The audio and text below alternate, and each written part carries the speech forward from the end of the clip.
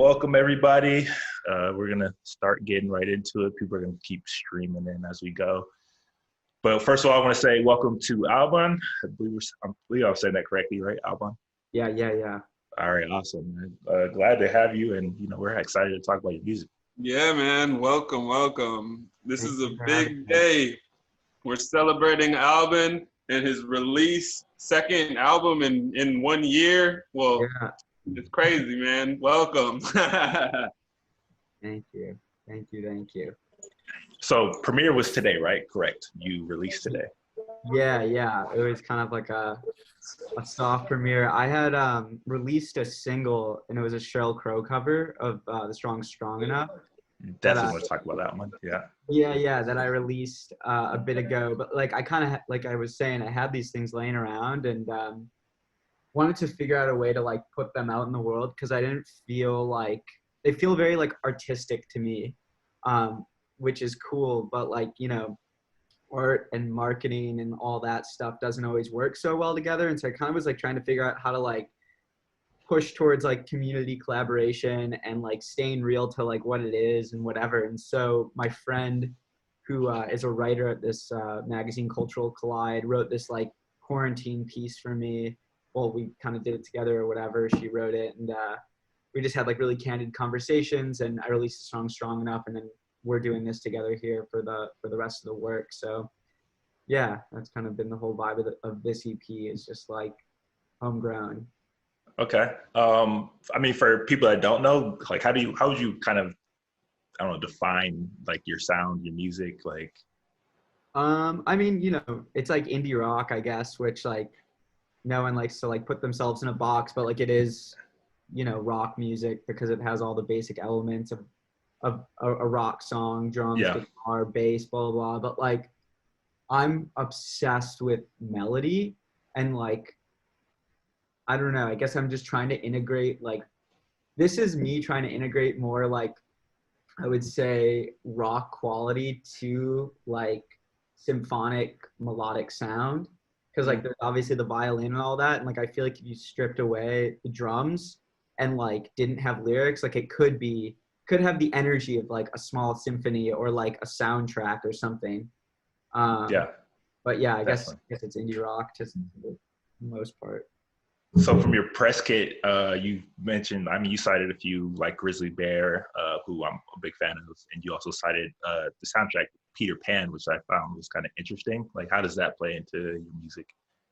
Well, Grizzly Bear, like I think that they're just like such a quintessential like indie rock band. And I remember growing up and listening to them and being like, holy shit, like that set the bar for me of being like, this is like the ultimate kind of current collaborative sound where like when you hear that, it's like every element, like the drums are amazing, the production's amazing, it's like not too far out there, but at the same time it is. And I don't know, it for some reason I guess I've always seen them as like a bar to meet or go above. Whether or not I've done that yet is arguable, but yeah, I really love them. And as like a rock band and whatever, just a current indie rock band, I think they're really amazing. And of course, like their harmonies and the way they use melody is like so inspiring for my sound. And then Peter Pan, the soundtrack for the 1953 Disney movie, is just like super whimsical and playful, and like it's a lot of this really interesting flute that I am like super in love with. And I find the whole thing just to be really dreamy and perfect, honestly. It adds to like the actual visual elements of that movie because all that's like hand drawn and so perfect. But then even if you listen to it alone, it's just like takes your mind to a place where you can dream. And I think that's the point of music, I guess, is to like bring you to another place, Yeah. I mean, I can definitely say like this whole project has that feel to it. So it just like when I first read it, I was like, Peter Pan, that's kind of weird, sighted. But when I like started listening to it, I could definitely feel that influence of that more dreamscape type sound. So I thought that was really cool. Totally. And you also you talked about you wrote this, I think you said after a brutal stint in New York, like something like that.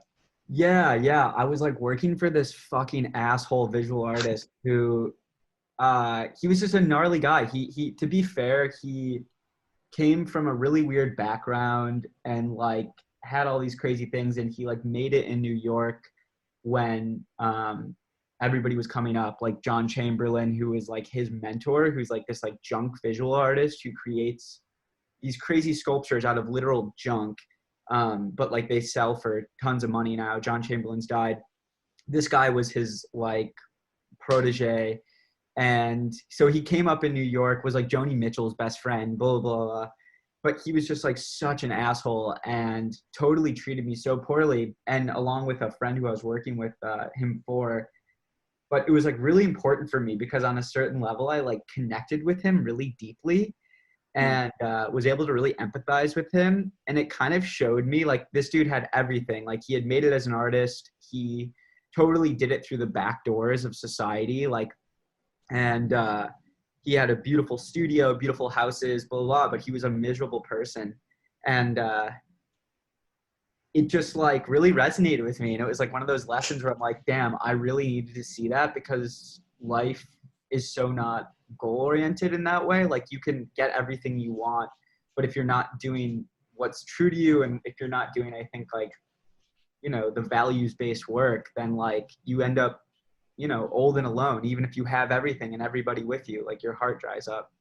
And so that was kind of my feelings, like in the song Find Out. It's like, it talks a lot about like telling somebody before they die, like, can you have them find out what it means to be like faithful to yourself, you know? Yeah. And that whole song is just like a conversation I'm having with myself about like leaving behind this idea of like almost being like, okay, I've checked all the boxes, but like, why am I not receiving the things that I thought I was going to receive? Yeah. And it kind of was just going back to that mindset that like this guy had, which was just like, well, I'm doing everything, but I'm still a victim or something, you know? Yeah. And opposed to just being like, no, like I'm going to actively like move towards the things that I'm bad at, like being empathetic or compassionate or whatever. And like, it's funny because obviously like in today's world right now, like I think everybody needs to perhaps like move towards more compassionate and empathetic and collective ways of being. So I guess the album works in that way. But Huh.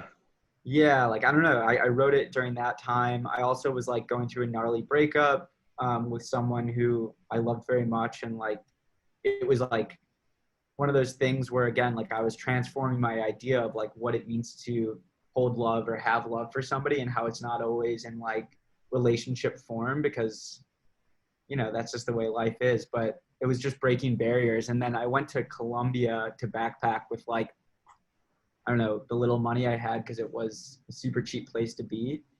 And I wrote a bunch of these songs there, and I was just like super lonely backpacking, and I like really was like doing my thing on a solo mission, I guess. I don't know. I wasn't really like trying to make friends or do much. I was just kind of like in this introspective place. And so, yeah, a lot of these songs were just like born through, I guess, hardship, which you hear is always some sort of motif through like good art or art in Yeah. general. But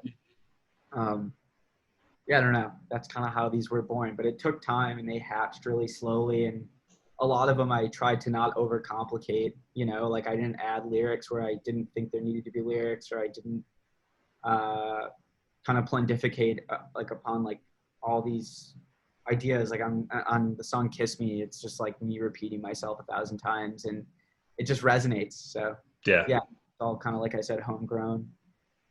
Cool. So Yeah. I think we should just, start getting to the music. Just gonna play through it, from beginning to end, and give you a little room to talk about each song. The first one obviously is Try to Be Lost. I don't know if you have any story behind that one.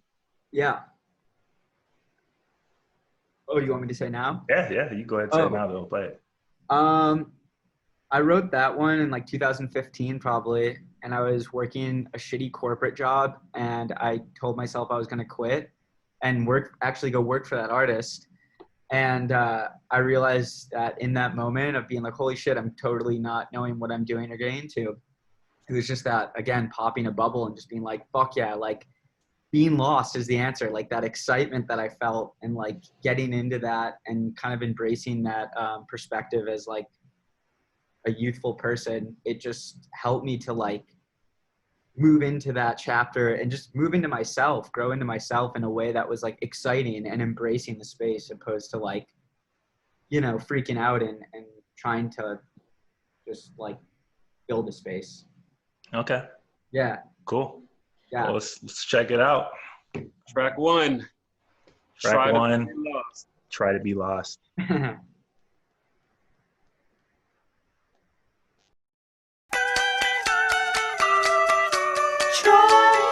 be lost.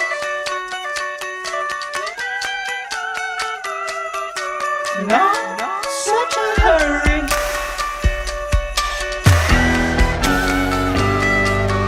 You'll find your head on top of the hill over us. And I live on the house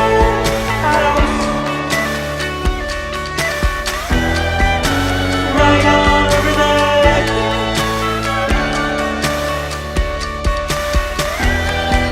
And I live on the house. Despise he don't tell no lies, and that's why he cries.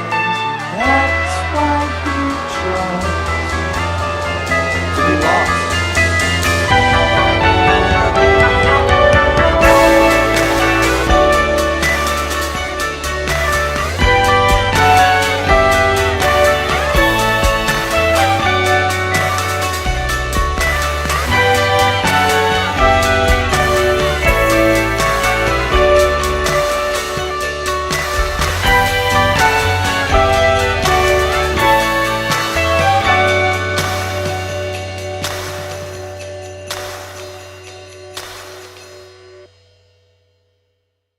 Hey.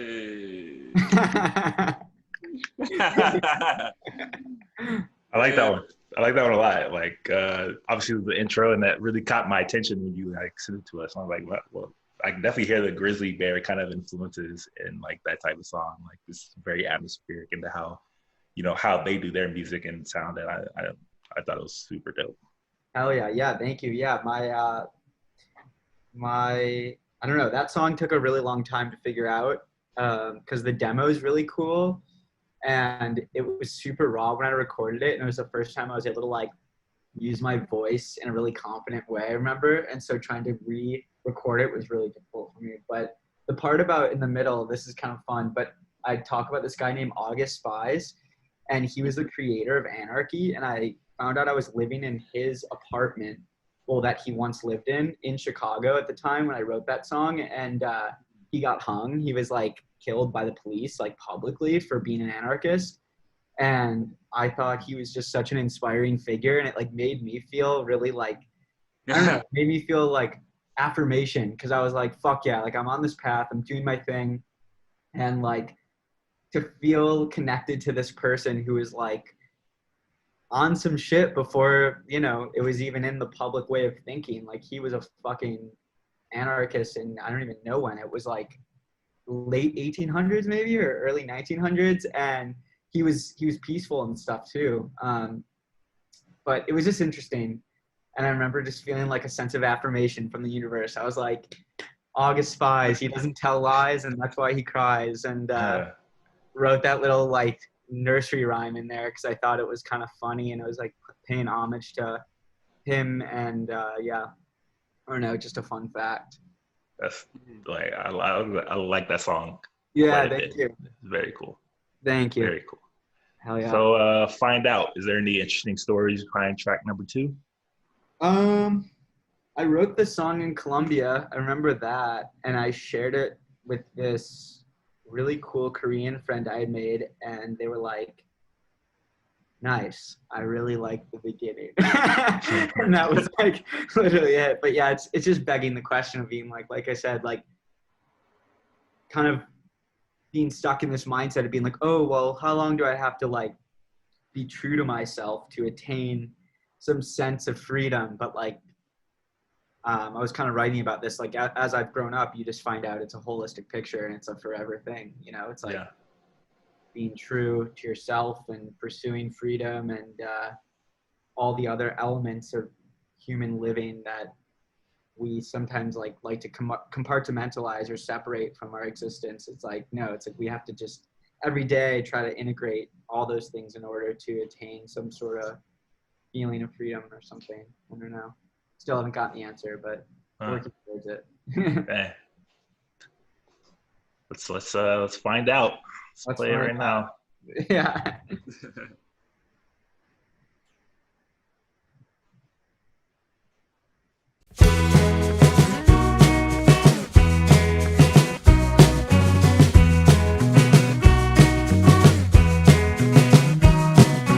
I wanna find out just how far and how long you need to be faithful for freedom to find out and call. Where was it all?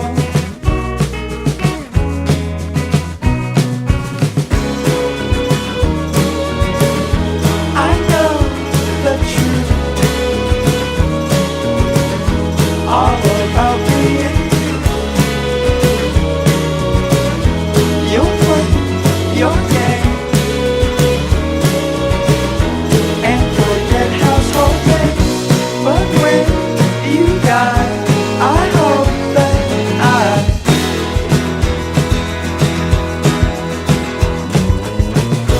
can find a way to make you say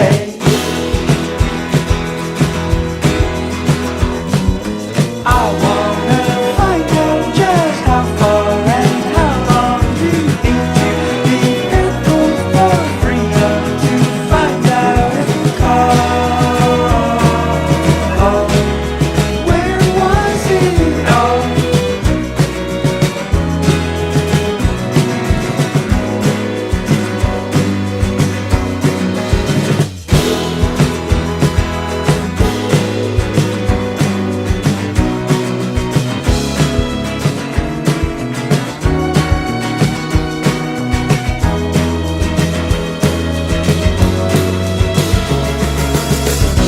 And when you die, I hope that I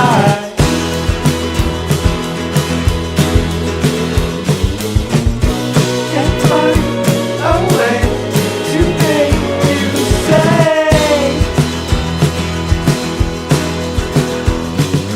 I wanna find out just how far and how long you need to be faithful for freedom to find out. Just how far and how long you need to be faithful for freedom to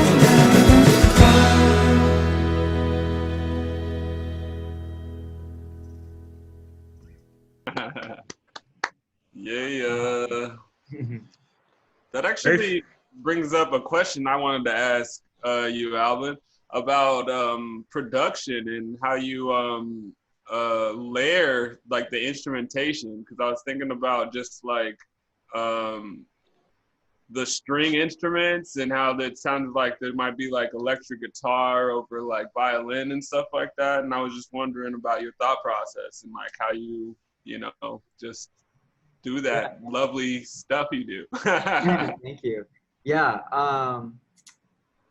Well, this whole project was like kind of the first time I've ever been able to work in a studio that was like really nice and had nice stuff and nice mics. And I tried to just like fully indulge in the experience of being in a place like that and being able to use all the sonic qualities of it. But I don't know, I've always really loved like dense sounding things like a symphony or an orchestra or just like Beach Boy harmonies, whatever. Like the dense alignment of all that stuff is always really like enticing to me. But yeah, I don't know. I kind of just like hear it when I'm playing it and I'm like, oh, like I'm so musically illiterate. Like I have no idea. I'm not classically trained, but I'm kind of just like, that could be either like a whistle, an organ, or a violin. Let's try violin because I can't play that, and like, I had a friend, one of my best friends from Chicago, I'm originally from Chicago, who's out here, lived with this like violinist. And I asked him to come in and he was like so stoked and just came in and played all this stuff. And we kind of just like experimented together. And I was like, is this possible? Like this note or whatever. And literally that was it. Just like Nice. a process of, what do you call that? I'm completely forgetting what I'm trying to say here, but we just tried shit out and basically Like a spontaneous sort of creativity and then yeah, like collaborative effort, like you were talking about, just like getting back to like community and like, that building. totally. Yeah. And then this guy, Sasha Smith, who is this awesome keyboardist, like, or just pianist, I guess. He played keys all over this. And like, again, that was me just being like, hey, try this. And like, he'd be like, oh, word, like, is this the note you're looking for? And like, would make shapes with his hands that I have no fucking clue what they are. But I was like, yeah, that sounds good. And so it's literally just a matter of like working with people like that and giving things a go. So it was pretty eye-opening for me to be able to make this stuff and work with people who kind of were professionals in some way. Well, it sounds very polished and very professional, and like I love all the different layers to like that song in particular. Yeah, thank you. Yeah, I think that has a really special place because that song was like for sure like this kind of turning point for me to be like, oh damn, okay, like this is me making something and totally just like dictating what part should go where, and like somehow I did it. And before then, I think I was doing everything in my bedroom, and to do it with people live in a somewhat professional way felt cool. So sounds cool. Thank you. Yeah, man. Sounds dope. Super cool. All right. Columbia Biological Reserve. Yeah. Okay. Yeah. Anything? Any interesting story behind that one? Yeah. I mean, I was just on this. Actually, so my sister came to visit me in Columbia when I was backpacking. We found this like weird hiking thing that was in like kind of the outskirts of like the Caribbean coast in Colombia. Found this biological reserve. She went back to Chicago. I ended up staying there for 3 weeks and had a really crazy, just weird experiences there. Like there's just like, I was working for free basically, or staying for free and working in exchange. And I just had to do a lot of gnarly shit and like deal with nature in a really weird way. And for some reason I came up with this song as my representation of that time there. But a lot of spiders and snakes and just fucked up things that gave me nightmares. But I made this song. Made the song out of it, so. Yeah. So there you go. All right, let's get to it.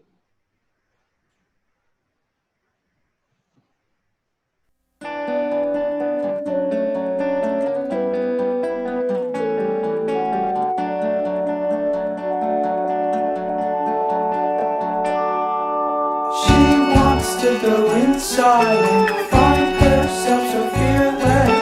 He wants to look inside and find out why she's careless.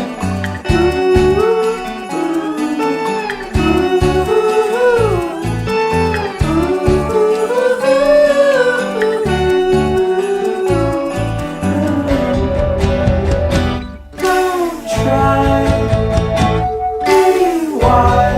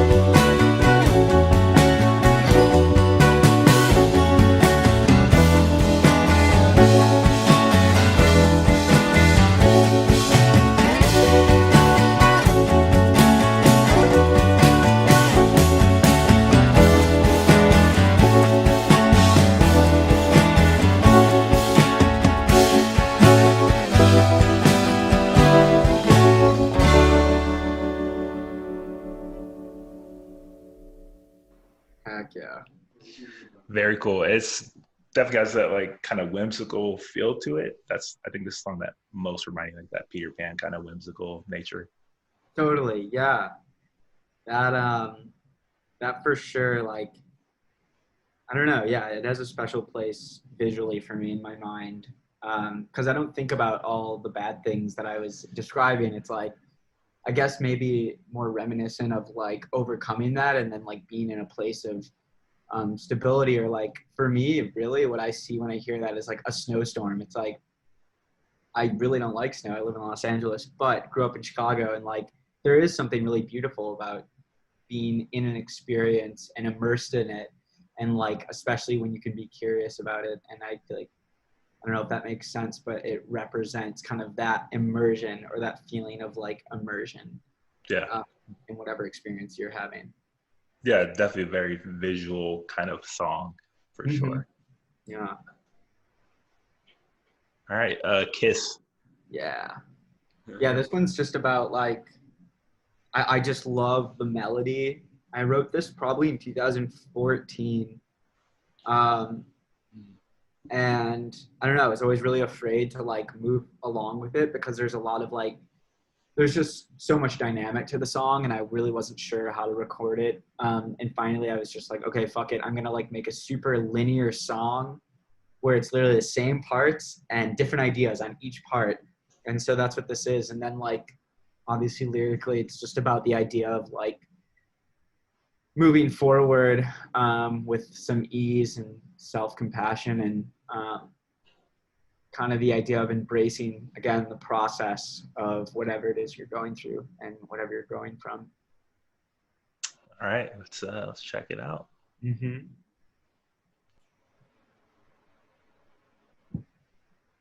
Kiss me on the head, tell me not to worry. What's the point in growing if you're in a hurry?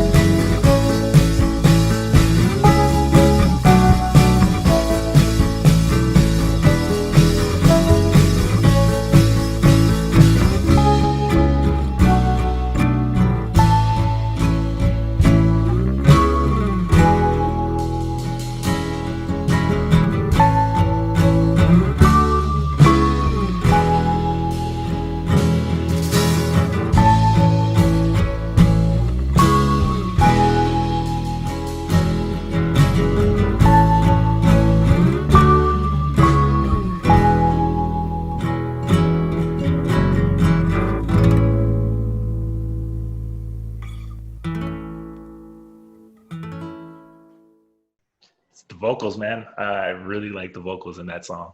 Hell yeah, thank you. Have you always sang in that sort of like falsetto higher octave? Yeah, it's like,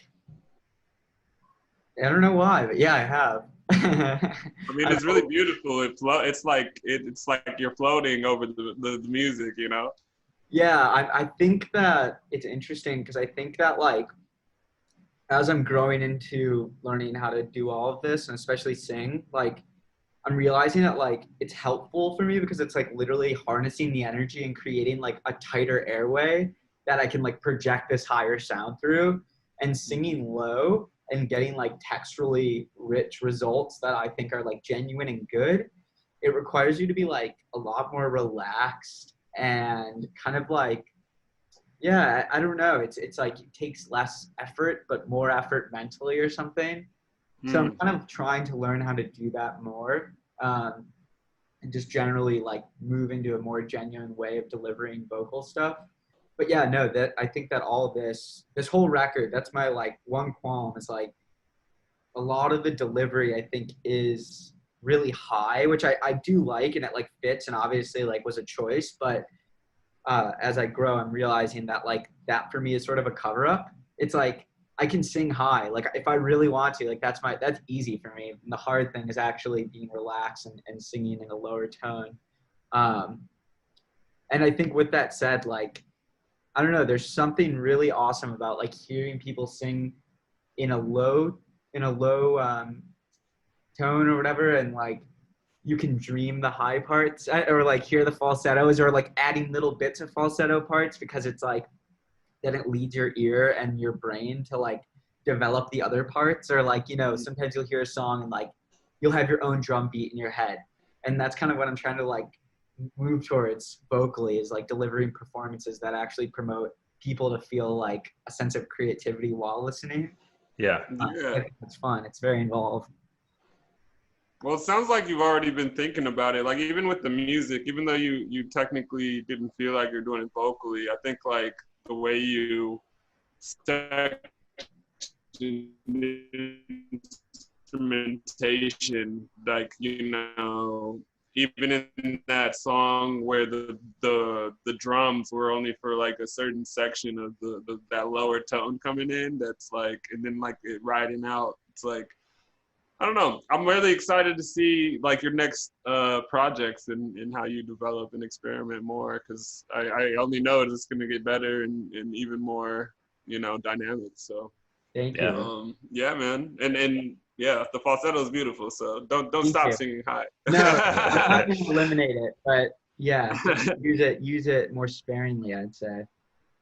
But no, I appreciate you guys helping me out, and you guys helped me out with my earlier release, Dreamweaver Beekeeper. You featured an article or a little write-up for one of the songs, and yeah, I really appreciate, for calling me up. I really appreciate what you guys have been doing and what you do for, you know, artists and musicians. It's sick. Hey man, we like the music, so we want to share it with everybody we know.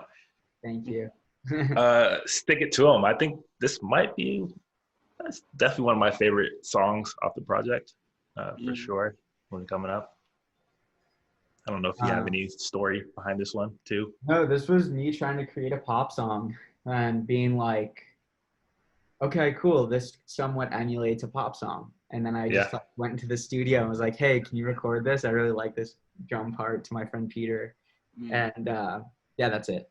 That's kind of, this is probably my most shallow, but I like it. It works. Yeah. Check it out.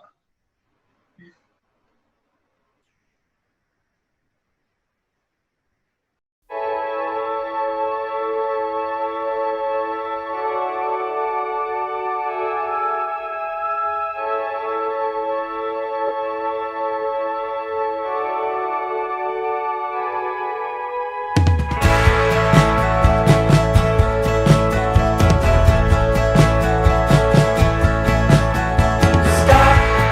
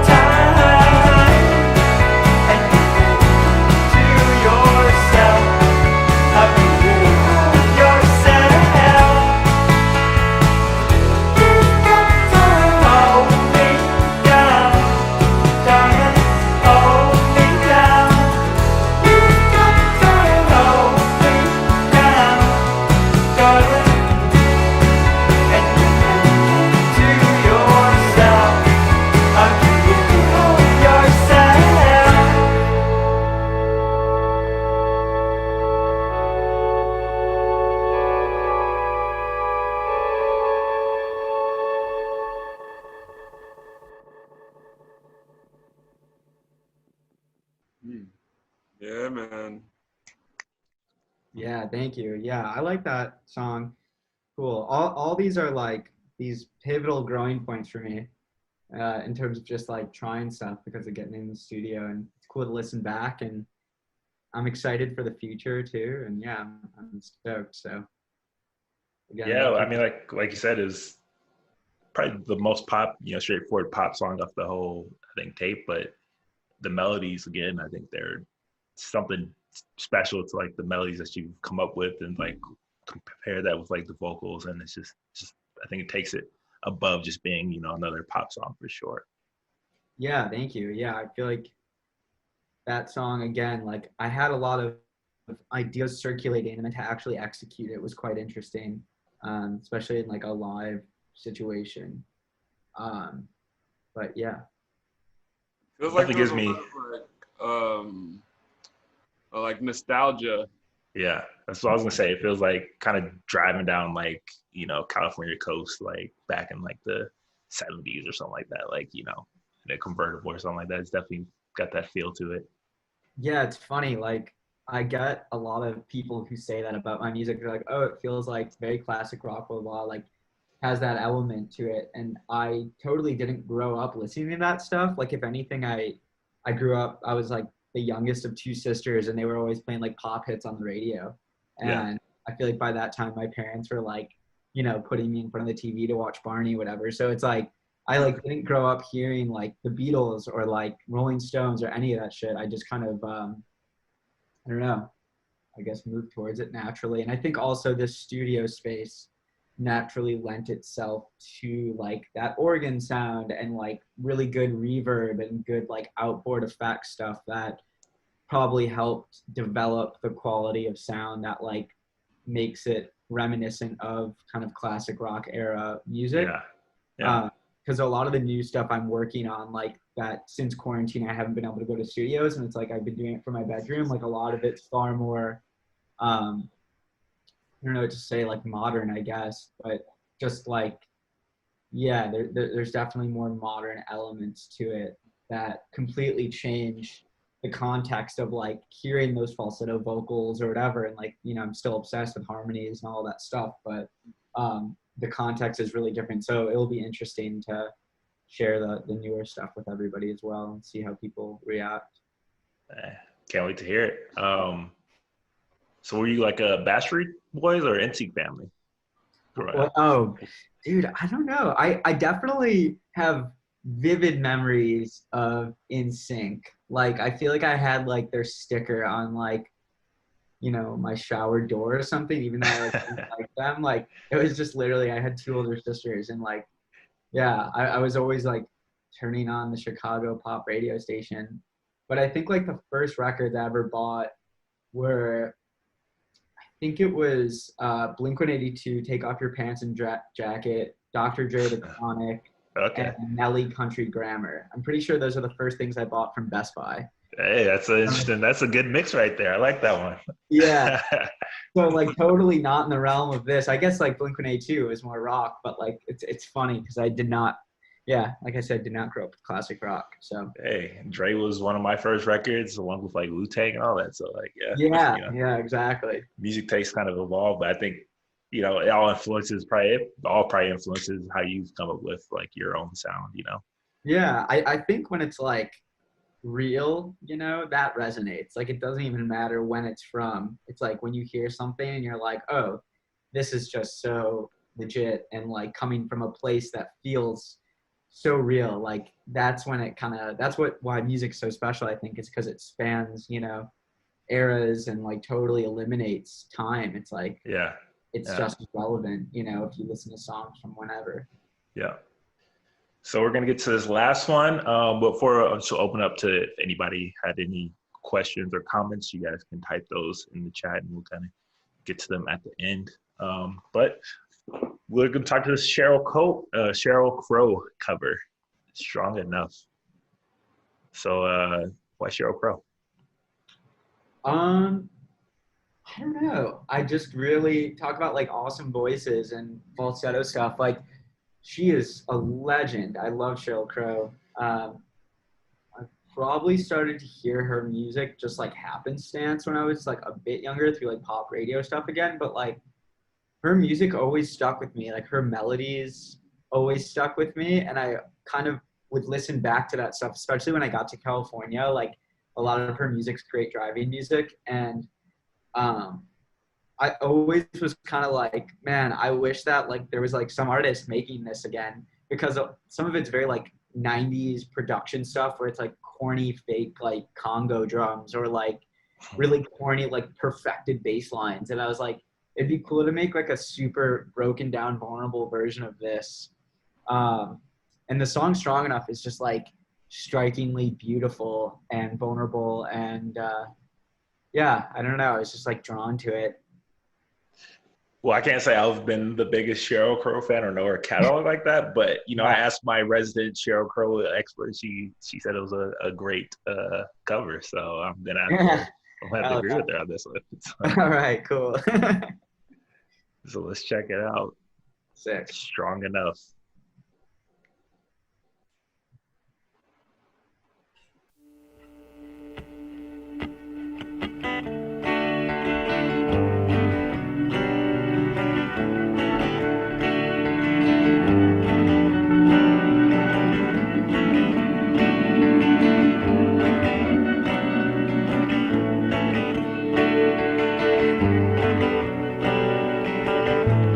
Gotta feel like hell tonight. Tears of rage, I cannot lie. Be blessed to help you understand. Are you strong enough to be my man? My man.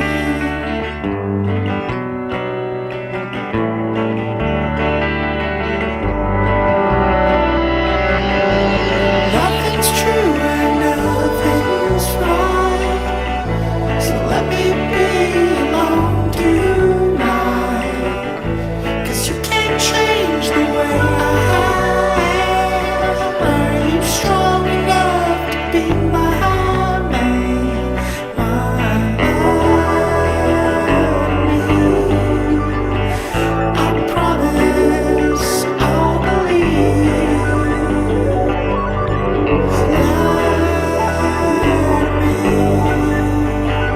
But please don't leave.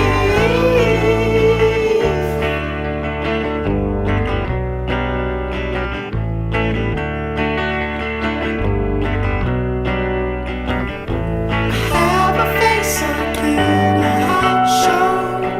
I make the rules up as I go. Just try to love me if you can. Are you strong enough to be my man?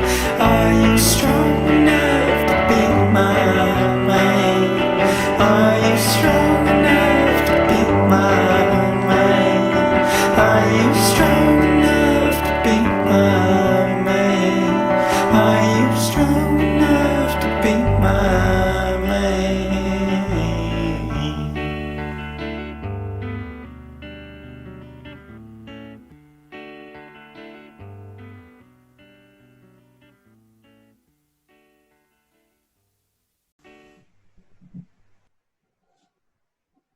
Shout out to Sheryl Crow. Hey, Sheryl Crow, so it's classic. I mean, from what I heard, I think you did a great job on it, and it fits in really well, I think, with the overall project you have. Thank you. Yeah, I'm stoked on that one. I made that in the beginning of quarantine. And yeah, I really like that cover too. Thank you for sharing it. So yeah, that is Other Niceties from Albon. Let's give it up to him. Woo-hoo-hoo. I think we got two big fans here now. Definitely excited to see, what you have in the future. Like, I was, I think I told Darius earlier this week to check it out, and I think he was taken aback just like I was. I was like, oh, I think there's something really special here, and I think you have a very unique and like refreshing sound compared to like what's out there, and I'm really excited to see what you keep producing. Hell Yeah, yeah. man. Yeah.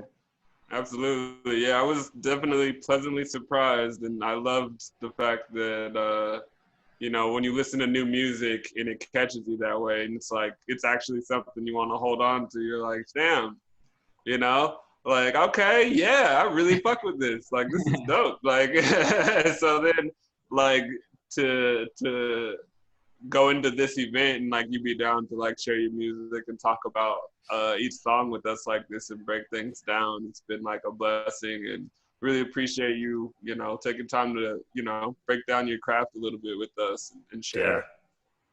For sure. Yeah. And I'm really appreciative of you guys taking an interest, you know, it's mutual. So this is recording, and we'll have this recording out later on, maybe next couple of days or whatever, on the website. And you know, other Niceties out now. Where can people find it? Everywhere, anywhere. Anywhere, Spotify, SoundCloud. Apple Music, yeah. Deezer, I don't even know. It's everywhere. Okay. The internet, you can find the record. Well, we already have links to, I think, a lot of your profiles on, you know, the actual listening party page. So if you want to go check out his album for yourself and kind of have it in your collection, definitely go do that. It's premiered today, and we were very excited to have been able to kind of put this out for people. And, you know, I think a lot of people are going to like, you know, what they hear, and we're very excited for you. Oh, yeah. Thank you, fellas. Yeah. Yeah, and thank you. Thanks, everybody who joined in. And I'm excited. Future too. All right. We're going to end this. Thanks, everybody, for watching. And, you know, check out the website. Check out Albon. Check you guys soon. Peace. Out for now. Everybody keep living life fearless. Yes. Way to go, Albon. Thank you. Thank you.